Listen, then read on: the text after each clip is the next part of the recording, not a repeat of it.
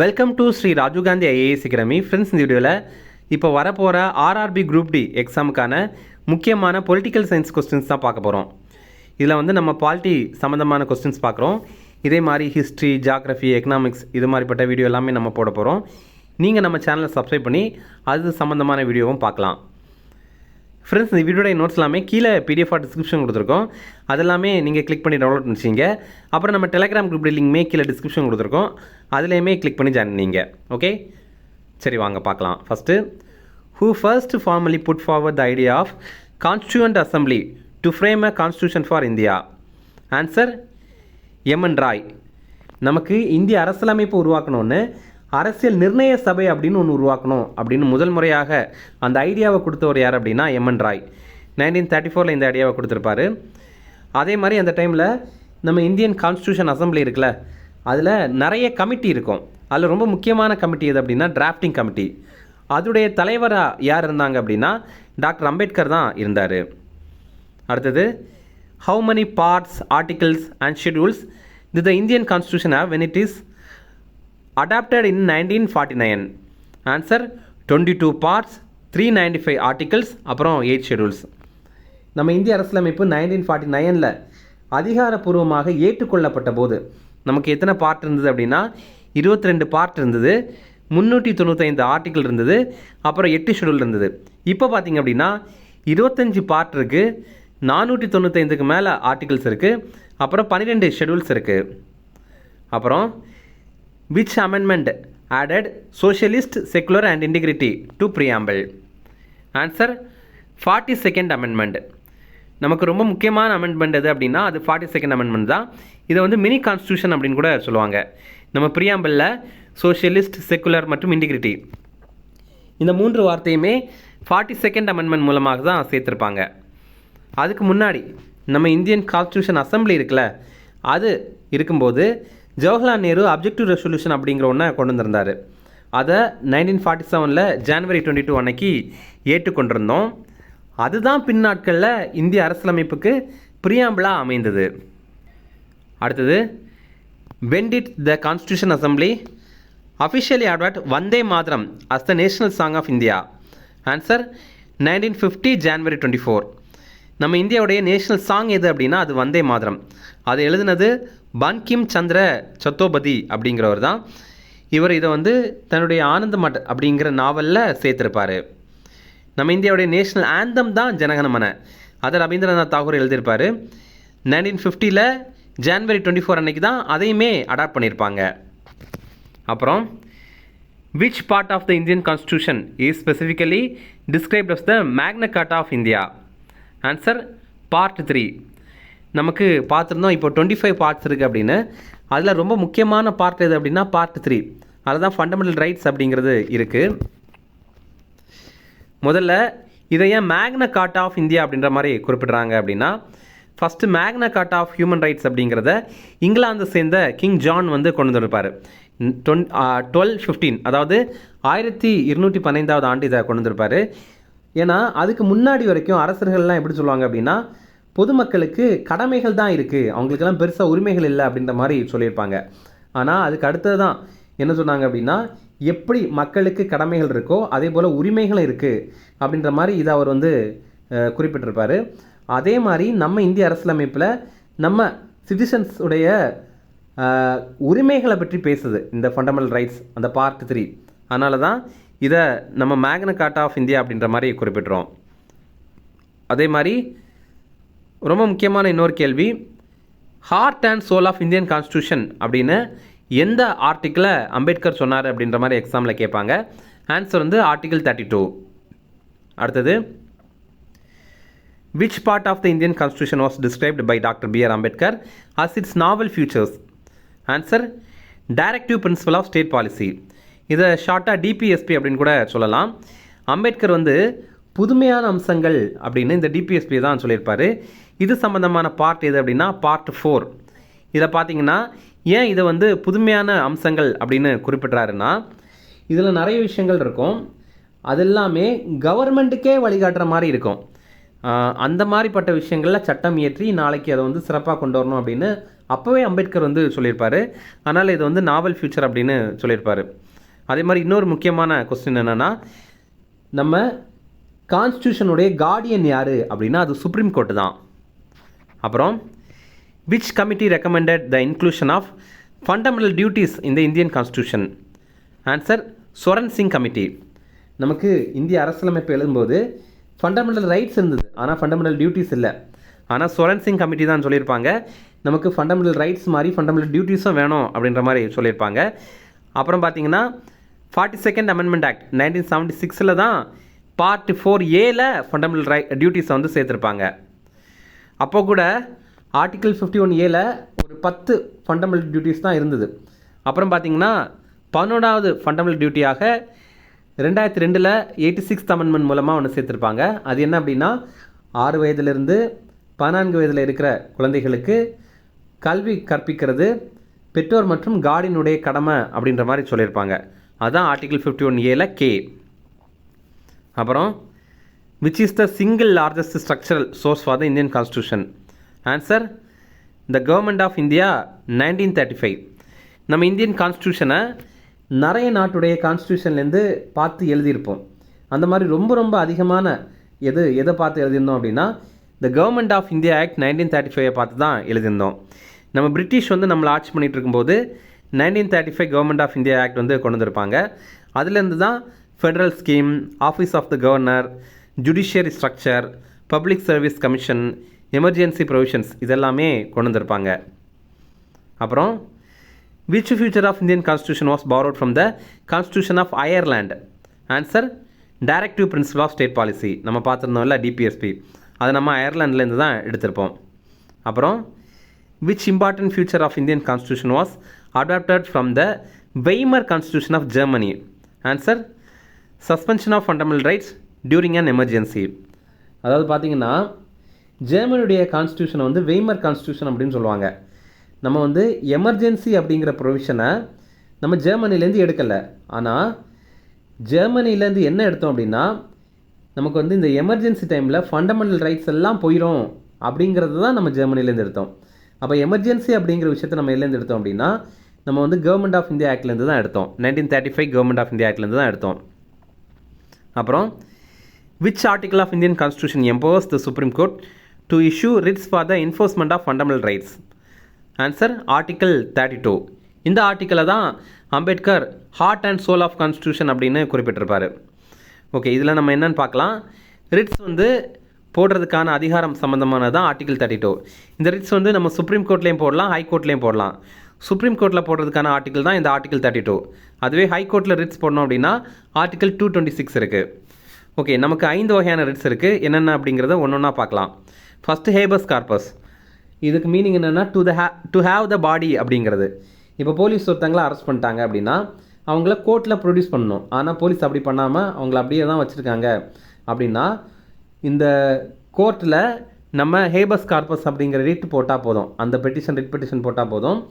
அப்போ வந்து கண்டிப்பாக 24 மணி நேரத்தில் போலீஸ் வந்து அவரை வந்து கோர்ட் முன்னாடி நிறுத்தணும். அதுதான் ஹேபஸ் கார்பஸ். ரெண்டாவது மேண்டமஸ். இது வி கமாண்ட் அப்படிங்கிறது அர்த்தம். அதாவது நம்ம ஒரு கவர்மெண்ட் ஆஃபீஸ் போகிறோம், அவங்களுடைய வேலை செய்கிறதுக்காக அவங்க லஞ்சம் கேட்குறாங்க. எக்ஸாம்பிள் வந்து அவங்க வேலை ஒரு சர்டிஃபிகேட் தரணும், ஆனால் அதுக்கு அவங்க லஞ்சம் கேட்குறாங்க அப்படின்னா நம்ம சுப்ரீம் கோர்ட்டில் போய் இந்த மேண்டமஸ் அப்படிங்கிறத போட்டால் போதும். அப்போ வந்து சுப்ரீம் கோர்ட் அல்லது ஹை கோர்ட், ஓகேவா, அந்த கோர்ட் என்ன பண்ணுவோன்னா நீங்கள் இந்த வேலையை செய்யுங்க, இதுக்கு நீங்கள் எந்த ஒரு லஞ்சமும் வாங்கக்கூடாது அப்படின்னு சொல்லிட்டு ஸ்ட்ராங்காக வந்து ஆர்டர் பண்ணுவாங்க. அதான் வந்து மேண்டமஸ் அப்படிங்கிறது. அப்புறம் ப்ரொஹிபிஷன். இது டு ஃபார்பிட் அப்படிங்கிறது. இதில் பார்த்தீங்கன்னா ஒரு நீதிமன்றம் இருக்குது, அது கீழே ஒரு சின்ன நீதிமன்றம் இருக்குது. இப்போது இந்த சின்ன நீதிமன்றம் வந்து அவங்களுடைய எல்லையை தாண்டி விசாரிக்கிறாங்க அல்லது அவங்களுடைய பவரை தாண்டி விசாரிக்கிறாங்க அப்படின்னா அந்த பெரிய நீதிமன்றம் வந்து இந்த ப்ராஹிபிஷன் அப்படிங்கிறத போட்டு நீ இதோட நிறுத்திக்க, உன்னுடைய எல்லையை தாண்டி நீ போகிற அல்லது உன்னுடைய பவரை தாண்டி நீ போகிற அப்படின்ற மாதிரி நீ நிறுத்திக்க அப்படின்னு சொல்கிற அதிகாரம் தான் ப்ரொஹிபிஷன் அப்படிங்கிறது. அதுவே சர்ச்சரரி அப்படின்னா டு பி சர்டிஃபைடு அப்படிங்கிறது. இப்போ ஒரு சின்ன நீதிமன்றம் இருக்குது, அவங்க ஒரு குறிப்பிட்ட விஷயத்தை விசாரிச்சுட்டு ஒரு தீர்ப்பும் வழங்கிட்டாங்க அப்படின்னா அந்த தீர்ப்பு செல்லாது அப்படின்னு இந்த பெரிய நீதிமன்றத்தினால அனௌன்ஸ் பண்ண முடியும். அதுதான் சர்ச்சரரி. அடுத்தது குவா வரண்டோ. இப்போ ஒருத்தருக்கு வந்து கவர்மெண்ட் வேலை கிடச்சிருக்கு, ஆனால் அது என்ன அடிப்படையில் கிடச்சிருக்கு அப்படின்னா அவர் லஞ்சம் கொடுத்து கிடச்சிது அப்படின்னு வச்சுப்போமே. அவர் காசு கொடுத்து வாங்கிட்டாரு. இப்போ நம்ம இந்த குவா வரண்டோ அப்படிங்கிற பெட்டிஷனை போட்டால் போதும், அவருக்கு என்ன அடிப்படையில் வேலை கிடச்சிது அப்படிங்கிறத அவங்க ஆராய்ச்சி பண்ணுவாங்க. அப்படி ஆராய்ச்சி பண்ணும்போது அது தப்பான முறையில் கிடச்சிருக்கு அப்படின்னா அவருடைய பதவியே போயிடும். இதுதான் குவா வரண்டோ. அடுத்தது, which article empowers the president to declare a national emergency? Answer article 352. National emergency நம்ம இந்தியாவில் 3 முறை போட்டிருப்பாங்க. நேஷ்னல் எமர்ஜென்சி தொடர்பான ஆர்டிக்கிள் தான் ஆர்டிக்கிள் 352. ஃபஸ்ட்டு 1962 அந்த டைமில் இந்தியா சைனா வார் வந்திருக்கும், அப்போ போட்டிருப்பாங்க. ரெண்டாவதாக 1971 அப்போ வந்து இந்தியா பாகிஸ்தான் வார் வந்திருக்கும், அந்த டைமில் போட்டிருப்பாங்க. மூணாவது வந்து 1975 அந்த டைமில் பார்த்தீங்கன்னா இந்திரா காந்தி ஆட்சி டைமில் தான், அப்போ வந்து உள்நாட்டு கலவரம் ஏற்பட்டிருக்கும், அப்போ வந்து எமர்ஜென்சி வந்து போட்டிருப்பாங்க. இப்போது இந்த எமர்ஜென்சி போடுற அதிகாரம் யாருக்கு இருக்குது அப்படின்னா பிரசிடெண்ட்டுக்கு தான் இருக்குது, அதை நம்ம தெரிஞ்சுக்கணும். ரெண்டாவது ஸ்டேட் எமர்ஜென்சி, இதை பிரசிடெண்ட் ரூல் அப்படின்னு சொல்லுவாங்க. இதில் 2 ஆர்டிக்கல் இருக்குது. ஆர்டிக்கல் 356, இன்னொன்று ஆர்டிக்கல் 365. ஆர்டிக்கல் 356 அடிப்படையில் எப்போ எமர்ஜென்சி போடுவாங்க அப்படின்னா ஒரு ஸ்டேட்டுடைய கான்ஸ்டியூஷனல் மிஷினரி ஃபெயில் ஆகும்போது போடுவாங்க. அதாவது என்னென்னா அங்கே கலவரம் நடக்குது, அந்த அரசுனால் அதை கண்ட்ரோல் பண்ண முடியலை. அதே மாதிரி ஒரு ஸ்டேட்டில் வந்து இவ்வளோ எம்எல்ஏக்கள் சேர்ந்து ஒரு கட்சியிலேருந்து ஆட்சி நடத்திட்டு இருக்காங்க அப்படின்னா அதில் பாதி எம்எல்ஏக்கள் வந்து என்ன பண்ணுறாங்க, ரிசைன் பண்ணிட்டாங்க, எங்களால் முடியாது, அல்லது நாங்கள் இவங்களுக்கு சப்போர்ட் பண்ண மாட்டோம் அப்படின்னு சொன்னீங்கன்னாக்குனா கூட அங்கே வந்து பிரசிடெண்ட் ரூல் வந்துடும். அதான் ஆர்டிக்கல் 356 அடிப்படையில் ஸ்டேட் எமர்ஜென்சி அப்படிங்கிறது. அடுத்தது ஆர்டிக்கல் 365 அடிப்படையில் ஸ்டேட் எமர்ஜென்சி அப்படின்னா என்னென்னா சென்ட்ரல் கவர்மெண்ட் சொல்கிறது எதையுமே ஸ்டேட் கவர்மெண்ட் கேட்க மாட்டேங்கிறாங்க அப்படின்னா அப்போது ஆர்டிக்கல் 365 அடிப்படையில் ஸ்டேட் எமர்ஜென்சி போடுவாங்க. அடுத்தது இதில் ரொம்ப அதிகமாக ஸ்டேட் எமர்ஜென்சி எந்த ஸ்டேட்டில் போட்டிருக்காங்கன்னா மணிப்பூரில் தான் போட்டிருக்காங்க, 11 டைம்ஸ் வந்து போட்டிருக்காங்க. அடுத்தது ஃபினான்ஷியல் எமர்ஜென்சி இருக்குது. இது நம்ம ரொம்ப நிதி நெருக்கடியில் போனோம் அப்படின்னா போடுவாங்க, ஆர்டிக்கல் 360. ஆனால் இது வரைக்கும் நம்ம ஃபினான்ஷியல் எமர்ஜென்சி போட்டதே இல்லை. அப்புறம் which article of the Indian Constitution explicitly states that there shall be a president of India? Answer article 52. நம்ம இந்தியாவுக்கு ஒரு பிரசிடெண்ட் வேணும் அப்படின்னு சொல்கிற ஆர்டிக்கல் வந்து ஆர்டிக்கல் 52. இப்போ பிரசிடெண்ட்னால யாரெல்லாம் அப்பாயிண்ட் பண்ண முடியும் அப்படிங்கிறத நம்ம பார்க்கலாம். பிரைம் மினிஸ்டர், அப்புறம் வந்து யூனியன் மினிஸ்டர்ஸ், அதாவது சென்ட்ரல் கவர்மெண்ட்டுடைய மினிஸ்டர்ஸ், அப்புறம் ஒவ்வொரு ஸ்டேட்டுடைய கவர்னரு, அப்புறம் சுப்ரீம் கோர்ட்டில் இருக்கிற ஜட்ஜி, ஹைகோர்ட்டில் இருக்கிற ஜட்ஜி, இவங்க எல்லாரையும் அப்பாயிண்ட் பண்ண முடியும். அப்புறம் சிஏஜி, அதாவது காம்ப்ட்ரோலர் அண்ட் ஆடிட்டர் ஜெனரல், அவங்கள அப்பாயிண்ட் பண்ண முடியும். அப்புறம் அட்டார்னி ஜெனரல், அவங்கள அப்பாயிண்ட் பண்ண முடியும். அப்புறம் யூபிஎஸ்சி இருக்குல்ல, அதோடைய ஹெட்டை அப்பாயிண்ட் பண்ண முடியும். ஹெட்டு மட்டும் இல்லை, அதோடைய மெம்பர்ஸையும் அப்பாயிண்ட் பண்ண முடியும். அப்புறம் எலெக்ஷன் கமிஷன் இருக்குல்ல, அதோடைய ஹெட்டையும் மெம்பர்ஸையும் வந்து அப்பாயிண்ட் பண்ண முடியும். இப்போது இதெல்லாம் ரொம்ப முக்கியமாக கேட்பாங்க. அப்புறம் which article of Indian Constitution states that there shall be a governor for each state? Answer article 53. Sorry, article 153. எப்படி நமக்கு பிரசிடெண்ட் தொடர்பான ஆர்டிக்கிள் 52 அதே மாதிரி கவர்னர் தொடர்பான ஆர்டிக்கிள் வந்து ஆர்டிக்கிள் 153. கவர்னர் யாரெல்லாம் அப்பாயிண்ட் பண்ண முடியும் அப்படின்னா சீஃப் மினிஸ்டர் அப்பாயிண்ட் பண்ண முடியும். அப்புறம் ஸ்டேட்டுடைய மினிஸ்டர்ஸ் எல்லாம் அப்பாயிண்ட் பண்ண முடியும். ஸ்டேட்டுடைய அட்வொகேட் ஜெனரலை அப்பாயிண்ட் பண்ண முடியும். அதே மாதிரி நமக்கு டிஎன்பிஎஸ்சி இருக்கிற மாதிரி ஸ்டேட் பப்ளிக் சர்வீஸ் கமிஷன் இருக்கும்ல, அதோடைய சேர்மேனையும் மெம்பர்ஸையும் அப்பாயிண்ட் பண்ண முடியும். அப்புறம் ஸ்டேட் எலெக்ஷன் கமிஷன் இருக்கும்ல, அதோடைய சேர்மேனையும் மெம்பர்ஸையும் அப்பாயிண்ட் பண்ண முடியும். அப்புறம் how many times does the Indian Parliament regularly meet for official session in a standard year? Answer 3 times. அதாவது நம்ம பார்லிமெண்ட் வந்து ஒவ்வொரு வருஷமும் எத்தனை முறை கூடுது அப்படிங்கிறது தான் கொஸ்டின் வந்து. ஃபஸ்ட்டு பார்த்தீங்கன்னா பட்ஜெட் செஷன் அந்த டைமில் கூடும், அது வந்து February to May நடக்கும். ரொம்ப லாங்கஸ்ட் செஷன் எது அப்படின்னா அது பட்ஜெட் செஷன் தான். ரெண்டாவது மான்சூன் செஷன், இது July to September நடக்கும். மூணாவது விண்டர் செஷன், இது வந்து November to December நடக்கும். இந்த ஆர்டர் கூட முக்கியமானது. நம்ம எல்லாத்துடைய முதல் லெட்டரை வச்சு BMW அப்படின்னு ஞாபகம் வச்சுக்கலாம். இப்போ BMW காரை ஞாபகம் வச்சுட்டா போதுமானது. அடுத்தது who officially calls a joint sitting of both the Lok Sabha and the Rajya Sabha? Answer the President of India.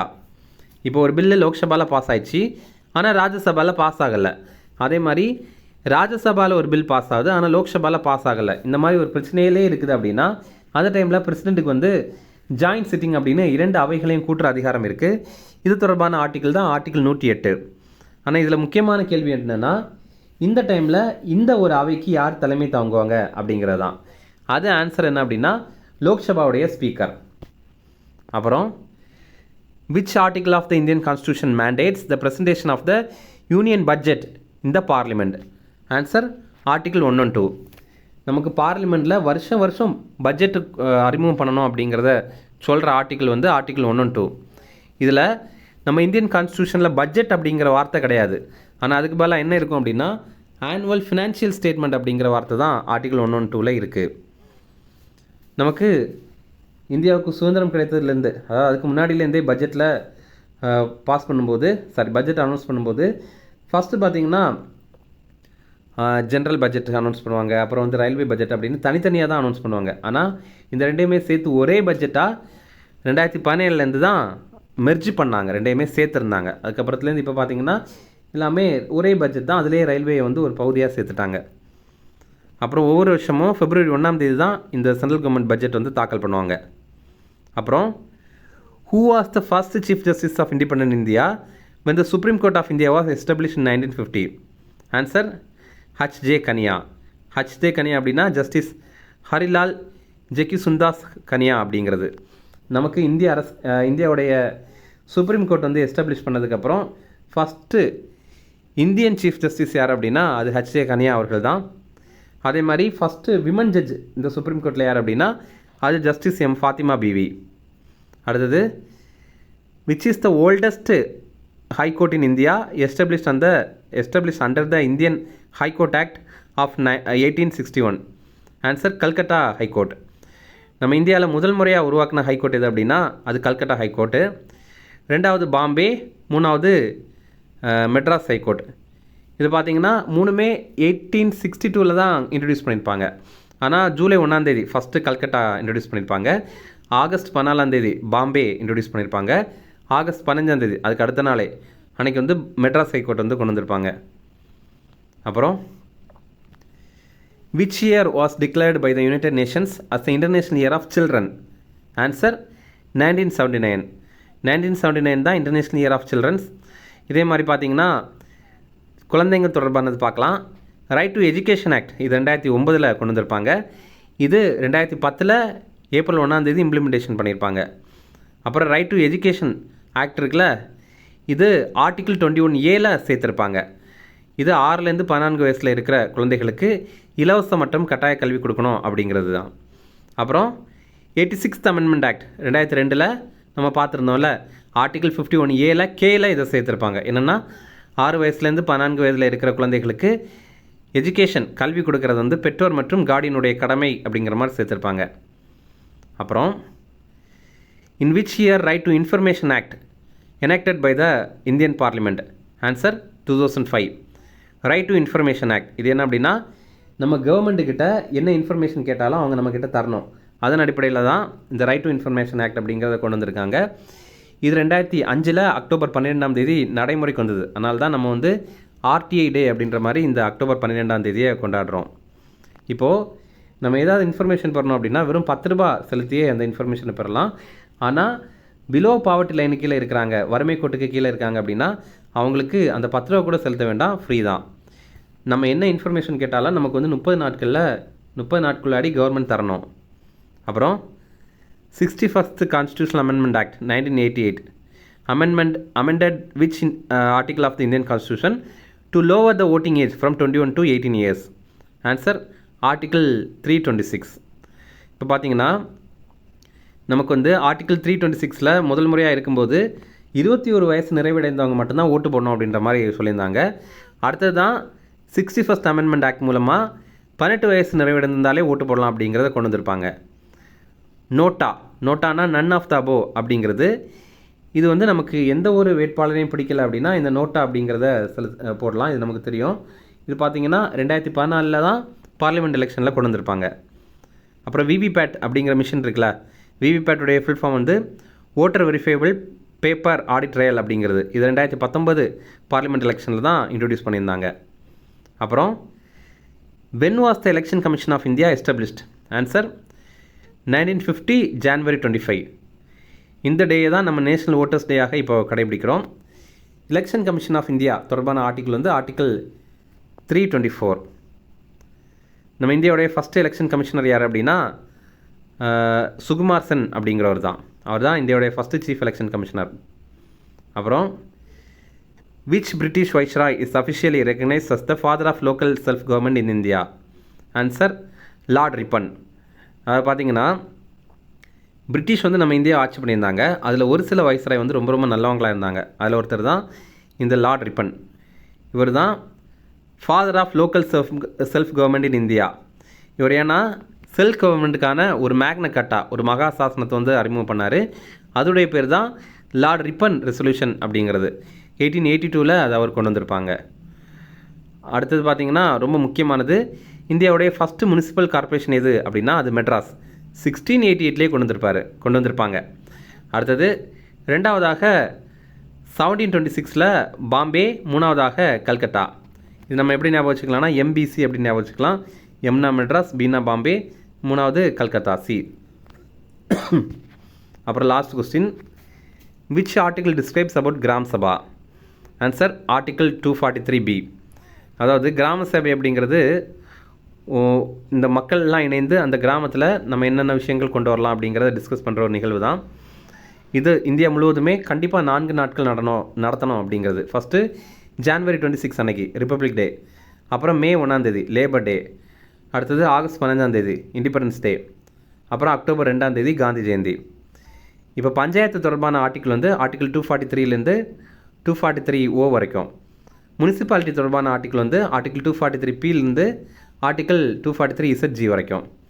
அவ்வளோதான் ஃப்ரெண்ட்ஸ் நம்ம ராஜீவ்காந்தி ஐஏஎஸ் அகாடமியில் இந்த ஆண்டு நடைபெற போகிற TNPSC group 1 prelims exam date start பண்ணியிருக்கோம். இந்த நம்பருக்கு நீங்கள் வாட்ஸ்அப் பண்ணி இதில் ஜாயின் பண்ணிக்கலாம். அதே மாதிரி இந்த ஆண்டு நடைபெற போகிற டிஎன்பிஎஸ்சி குரூப் 2 எக்ஸாமுக்கான ப்ரிலிம்ஸ் டெஸ்ட் பேட்சுமே நம்ம இன்ஸ்டியூட்டில் ஸ்டார்ட் பண்ணியிருக்கோம். ரொம்ப குறைந்த கட்டணத்தில் இது நம்ம நடத்துகிறோம். இந்த நம்பருக்கு நீங்கள் வாட்ஸ்அப் பண்ணி இதில் ஜாயின் பண்ணிக்கலாம். இந்த வீடியோ பிடிச்சினா கண்டிப்பாக லைக் பண்ணுங்கள். நம்ம சேனல் சப்ஸ்கிரைப் பண்ணி வச்சுங்க. தேங்க்யூ.